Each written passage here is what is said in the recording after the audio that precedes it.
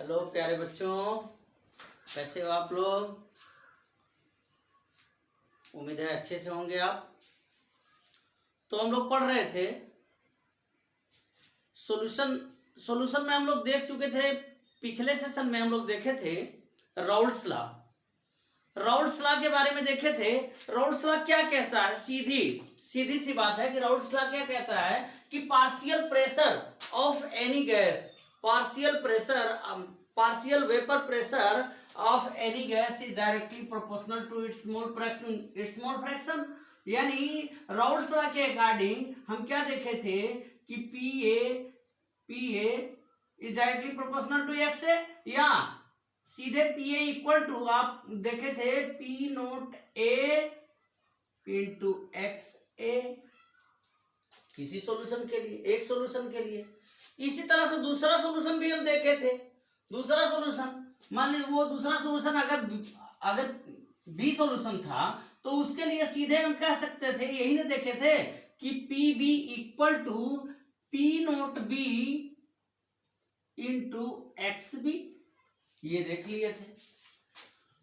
Raoult's law, सीधे Raoult's law यही है, राउल्ट्स लॉ यही है, इसके अनुसार आप सीधे। और इतना ही नहीं, जब आप दोनों को मिक्सअप कर दिए थे तो मिक्सअप करने के बाद जो उसका वेपर प्रेशर बन रहा था तो उसका टोटल प्रेशर ये भी हम देख चुके थे, यानी पीटी इक्वल टू हमको क्या आया था, X A. PT equal to क्या आया था, इसकी वैल्यू प्लस इसकी वैल्यू, यानी कह सकते हो P naught A into X A plus P naught B into X B, ये टोटल प्रेशर था। टोटल प्रेशर राउल्ट्स लॉ यही है। अब इस राउल्ट्स लॉ को तो हम इसमें देख लिए थे, लेकिन अगर उसको हम ग्राफिकली देखना चाहें कि राउल्ट्स लॉ है क्या चीज, ग्राफिकली अगर हम देखें तो सीधी सी बात, बहुत आसानी से इसको हम बना सकते हैं।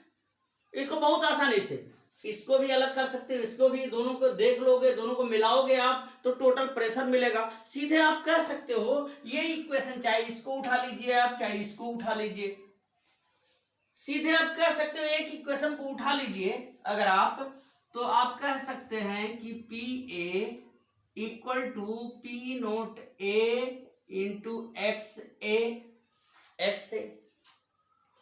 अब इस इक्वेशन को, राउल्ट्स लॉ के इक्वेशन को सीधे आप जो कि आपको 9th या हाई स्कूल में पढ़ाया गया होगा, एक स्ट्रेट लाइन का इक्वेशन कहा गया है y equal to M x.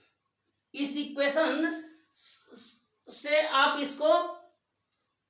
इसके अकॉर्डिंग आप इसको मैच करो, ये हो गया एक्स एक्सिस और ये हो गया वाई एक्सिस पे आपका प्रेशर, जो प्रेशर आप जो है पार्शियल प्रेशर एराइज हुआ इसको। तो सेम इसी तरह से ग्राफ आप प्लॉट कर सकते हो। कैसे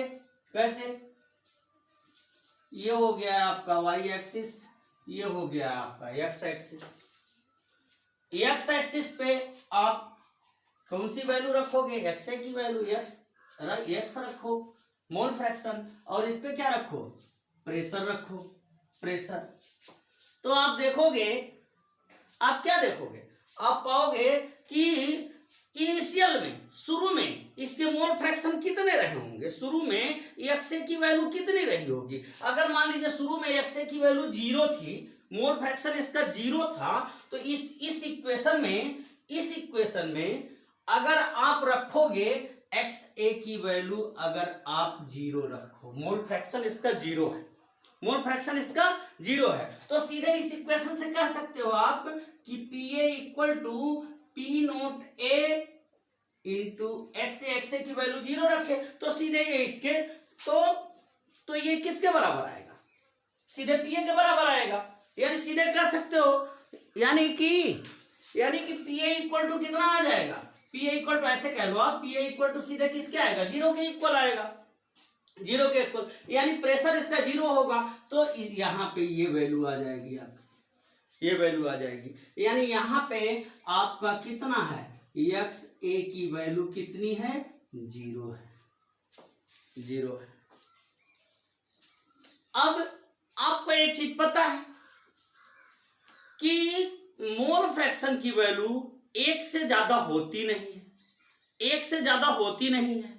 तो जब एक से ज्यादा नहीं होती है तो यही कहीं आप इसको रख लो। मान लेते हैं कि इसकी वैल्यू कहाँ पे कहीं रख सकते हो आप। मान लीजिए यहाँ पे एक्स ए की वैल्यू कितनी है, एक है। तो यहाँ एक्स ए की वैल्यू 0 रख लो, यहाँ एक्स ए की वैल्यू आप एक रखो। इस कंडीशन में, इसी फार्मूले में अगर आप एक्स ए की वैल्यू एक रखोगे तो आप सीधे कह सकते हो पी ए इक्वल टू कितना आएगा, जरा आप रख के देख लो। पी ए इक्वल टू इस पे एक्स की वैल्यू अगर एक रखो तो सीधे आपको क्या मिलेगा, पी नोट ए मिलेगा। P A equal to P naught A, तो सीधे आप कहीं कह सकते हो कि पी नोट ए की वैल्यू यही कहीं आप ड्रा कर सकते हो, देख सकते हो, कोई दिक्कत नहीं। तो सीधे इसको नीचे गिरा लो या न भी नीचे गिराओ, कोई दिक्कत नहीं है, अभी जरूरत नहीं है आपको। ये वैल्यू आपकी मान लीजिए ये आपका हो गया क्या, ये वैल्यू आपकी निकल के आई पी नोट ए। अब चूंकि 2 पॉइंट अगर हमको मिल गए तो हम सीधे स्ट्रेट लाइन इससे खींच सकते हैं। लाइन टेढ़ी मत खींचो भाई, लाइन सीधी खींचो। ये हो गया। अब इस तरह से ये हमारा इस इक्वेशन के लिए राउल्ट्स लॉ का ग्राफिकल रिप्रेजेंटेशन हो गया कि जब मोल फ्रैक्शन इसका 0 था तो प्रेशर इसका 0 था, पार्शियल प्रेशर इसका, वेपर प्रेशर 0 था। अब जब मोल फ्रैक्शन इसका 1 हो गया तो इस कंडीशन में इसका पार्शियल प्रेशर यहां आ गया, इसके यहां आ गया, और जब यहां आ गया तो इस तरह से इसका ग्राफ हम प्लॉट कर सकते हो। इसी तरह से दूसरे इक्वेशन के लिए आप कर सकते हो। दूसरे इक्वेशन के लिए तो राउल्ट्स ने क्या किया, दूसरे इक्वेशन का, इसका और इसका, इन्होंने अलग से ग्राफ नहीं दिया, सीधे इन्होंने क्या कर लिया कि इसको यहीं से गिरा लिया, यहीं से। और जब यहां से अगर आप इसको गिरा दिए यहां से, तो आप क्या करो, अब सीधे इसको पी मान लो, पी बी मान लो। ये पी के लिए, पी ए के लिए था, ये पी बी, तो ये हो गया। अब ये सीधे एक्स के लिए होगा, ये तो एक्स बी होगा। अब उसी कंडीशन में उसी तरह से इसमें भी एक्स की वैल्यू इनिशियल में 0 रखोगे तो इसकी वैल्यू कितनी आएगी, एक्स बी की वैल्यू यहाँ कितनी आ जाएगी, 0 आ जाएगी। और यहाँ पे एक्स ए की वैल्यू कितनी, एक्स बी की वैल्यू कितनी आ गई, 1 आ गई।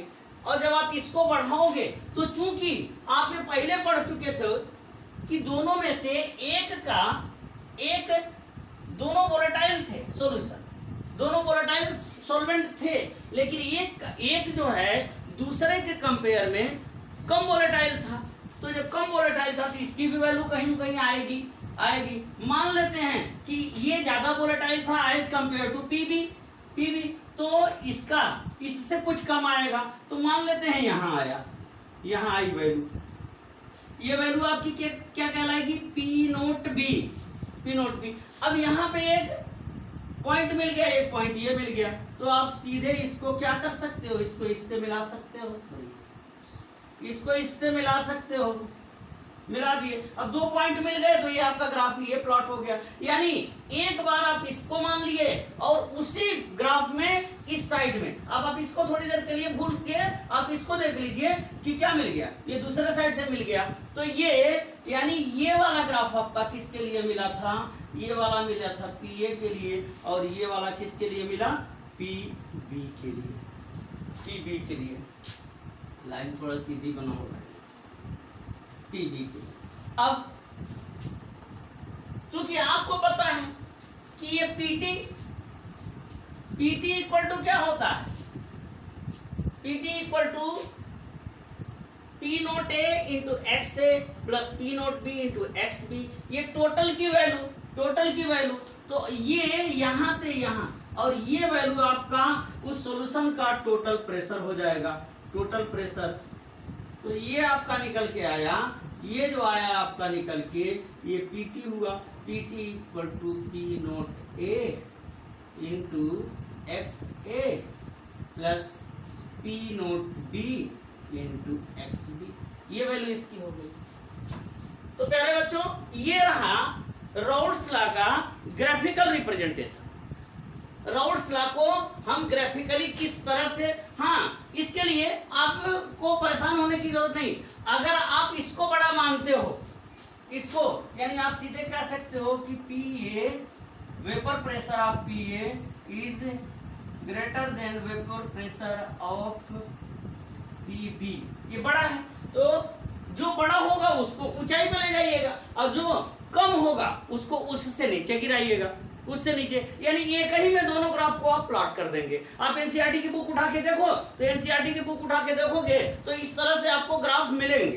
तमाम बच्चे उसको देख के घबराते हैं, बट आपको घबराने की जरूरत नहीं है।